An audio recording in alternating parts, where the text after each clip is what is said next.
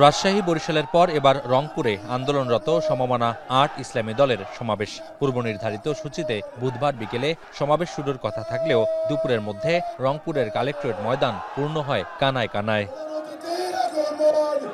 সকাল থেকেই রংপুর বিভাগের ৮ জেলার ৩৩টি আসনের নিজ নিজ দলের প্রার্থীদের সঙ্গে মিছিল নিয়ে হাজির হন নেতাকর্মীরা। দুপুরের পর একে একে মঞ্চে আসেন জামায়াত ইসলামী, ইসলামী আন্দোলন, খেলাফত মজলিস, জাগপা সহ ৮ দলের শীর্ষ নেতারা।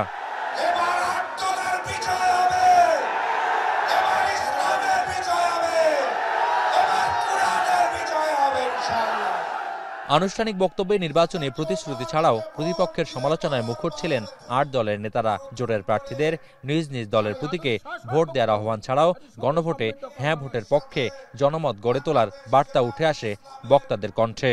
যারা ইসলামী শরিয়াতে বিশ্বাস করে না তাদেরকে না বলতে হবে, গণভোটে হ্যাঁ বলতে হবে। এটি সুখী সমৃদ্ধ কল্যাণ রাষ্ট্র প্রতিষ্ঠার দৃঢ় প্রত্যয় নিয়ে আজকে সমমনা ৮টি দল ঐক্যবদ্ধ হয়েছে। এ সময় ভারতের সঙ্গে অভিন্ন নদীগুলোর পানি আটকিয়ে দেশের উত্তরে ৪ কোটি মানুষের জীবন বিপন্নের সমালোচনা করে বক্তব্য দেন জামায়াত নেতারা। আধিপত্য শক্তির বিরুদ্ধে আসন্ন ত্রয়োদশ সংসদ নির্বাচনে ভোট বিপ্লব হবে বলেও মনে করেন দলটির নেতারা। এছাড়া আগামী নির্বাচনে কালো টাকা ও পেশি শক্তি দিয়ে তরুণদের থামানো যাবে না বলেও হুঁশিয়ারি দেন ইসলামী আন্দোলন বাংলাদেশের আমির সৈয়দ রেজাউল করিম।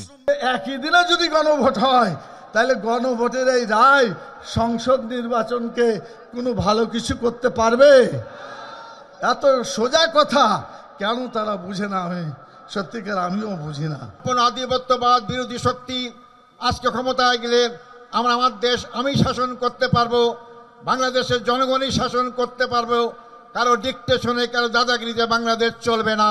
আগের মতো গুন্ডামির মাধ্যমে এবং কালো টাকার দৌরাত্মের মাধ্যমে আজকে জাগ্রত জনতাকে থামানো যাবে না, তোমাদেরকে উৎখাত করবে। এ সময় সংসদীয় আসনগুলোতে ৮ দল ঘোষিত প্রার্থীদের পক্ষে নেতাকর্মীদের ঐক্যবদ্ধ থাকার আহ্বানও জানান বক্তারা। মোকাররম হোসাইন, এখন, রংপুর।